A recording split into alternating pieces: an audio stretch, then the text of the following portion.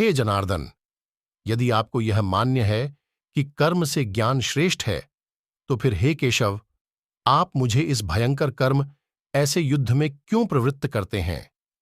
आप इस मिश्रित वाक्य से मेरी बुद्धि को मोहित करते हैं। अतः आप उस एक मार्ग को निश्चित रूप से कहिए जिससे मैं परम श्रेय को प्राप्त कर सकूं। श्री भगवान ने कहा, हे निष्पाप अर्जुन, इस लोक में दो प्रकार की निष्ठा मेरे द्वारा पहले कही गई है, ज्ञानियों की ज्ञान योग से और योगियों की कर्म योग से। कर्मों के न करने से मनुष्य नैष्कर्म्य को प्राप्त नहीं होता और न कर्मों के संन्यास से ही वह सिद्ध प्राप्त करता है। कोई भी पुरुष कभी क्षण मात्र भी बिना कर्म किए नहीं रह सकता, क्योंकि प्रकृति से उत्पन्न गुणों के द्वारा अवश हुए सब पुरुषों से कर्म करवा लिया जाता है। जो मूढ़ बुद्धि वाला पुरुष कर्मेंद्रियों का निग्रह कर इंद्रियों के भोगों का मन से स्मरण करता रहता है, वह मिथ्याचारी अर्थात दंभी कहा जाता है। परंतु हे अर्जुन, जो पुरुष मन से इंद्रियों को वश में करके अनासक्त हुआ कर्मेंद्रियों से कर्मयोग का आचरण करता है, वह श्रेष्ठ है। तुम अपने नियत कर्तव्य कर्म करो, क्योंकि अकर्म से कर्म श्रेष्ठ हैं।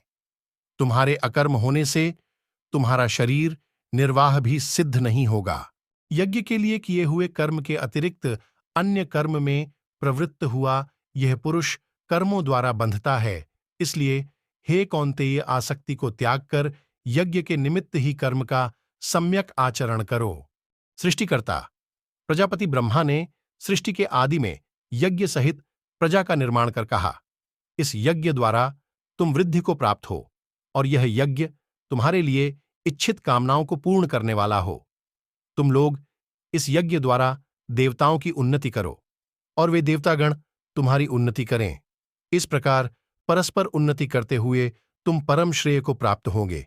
यज्ञ द्वारा पोषित देवतागण तुम्हें इष्ट भोग प्रदान करेंगे।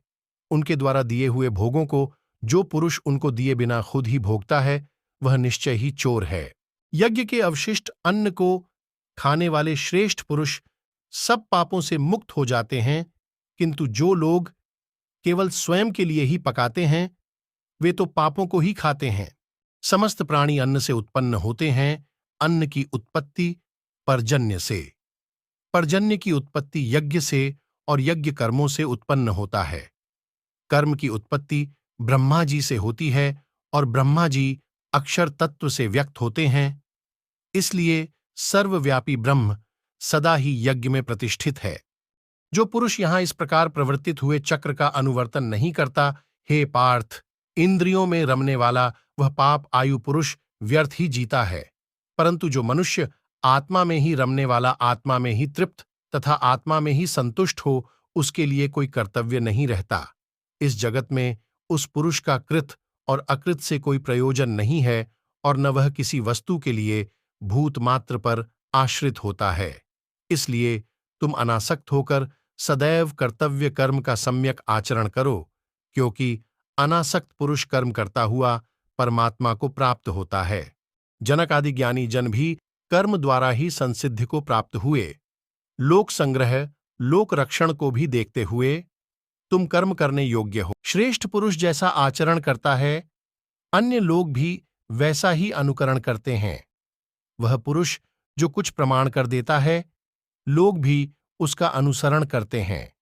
यद्यपि मुझे त्रैलोक्य में कुछ भी कर्तव्य नहीं है तथा किंचित भी प्राप्त होने योग्य वस्तु अप्राप्त नहीं है, तो भी मैं कर्म में ही बरतता हूं। यदि मैं सावधान हुआ, कदाचित कर्म में न लगा रहूं तो, हे पार्थ, सब प्रकार से मनुष्य मेरे मार्ग का अनुसरण करेंगे। यदि मैं कर्म न करूं तो ये समस्त लोक नष्ट हो जाएंगे और मैं वर्ण संकर का कर्ता तथा इस प्रजा का हनन करने वाला होऊंगा। हे भारत, कर्म में आसक्त हुए अज्ञानी जन जैसे कर्म करते हैं, वैसे ही विद्वान पुरुष अनासक्त होकर लोक संग्रह की इच्छा से कर्म करे। ज्ञानी पुरुष कर्मों में आसक्त अज्ञानियों की बुद्धि में भ्रम उत्पन्न न करे, स्वयं भक्ति से युक्त होकर कर्मों का सम्यक आचरण कर उनसे भी वैसा ही कराए। संपूर्ण कर्म प्रकृति के गुणों द्वारा किए जाते हैं। अहंकार से मोहित हुआ पुरुष मैं करता हूं ऐसा मान लेता है। परंतु हे महाबाहो, गुण और कर्म के विभाग के सत्य तत्व को जानने वाला ज्ञानी पुरुष यह जानकर कि गुण गुणों में बरतते हैं, कर्म में आसक्त नहीं होता। प्रकृति के गुणों से मोहित हुए पुरुष गुण और कर्म में आसक्त होते हैं। उन अपूर्ण ज्ञान वाले मंदबुद्धि पुरुषों को पूर्ण ज्ञान प्राप्त पुरुष विचलित न करे। संपूर्ण कर्मों का मुझ में संन्यास करके आशा और ममता से रहित होकर संताप रहित हुए तुम युद्ध करो। जो मनुष्य दोष बुद्धि से रहित और श्रद्धा से युक्त हुए सदा मेरे इस उपदेश का अनुष्ठान पूर्वक पालन करते हैं, वे कर्मों से बंधन से मुक्त हो जाते हैं। परंतु जो दोष दृष्टि वाले मूढ़ लोग इस मेरे मत का पालन नहीं करते, उन सब ज्ञानों में मोहित चित्त वालों को तो तुम नष्ट हुए ही समझो। ज्ञानवान पुरुष भी अपनी प्रकृति के अनुसार चेष्टा करता है। सभी प्राणी अपनी प्रकृति पर ही जाते हैं, फिर इसमें किसी का निग्रह क्या करेगा। इंद्रियेंद्रिय अर्थात प्रत्येक इंद्रिय के विषय के प्रति मन में राग द्वेष रहते हैं। मनुष्य को चाहिए कि वह उन दोनों के वश में न हो, क्योंकि वे मनुष्य के शत्रु हैं। सम्यक प्रकार से अनुष्ठित परधर्म की अपेक्षा गुणरहित स्वधर्म का पालन श्रेयस्कर है। स्वधर्म में मरण कल्याणकारक है, किंतु परधर्म भय को देने वाला है।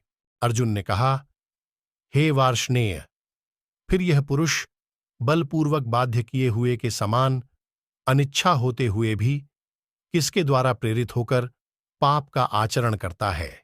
श्री कृष्ण भगवान ने कहा, रजोगुण में उत्पन्न हुई यह कामना ही क्रोध है। यह महाशना जिसकी भूख बड़ी हो और महापापी है, इसे ही तुम इस जगत में शत्रु जानो।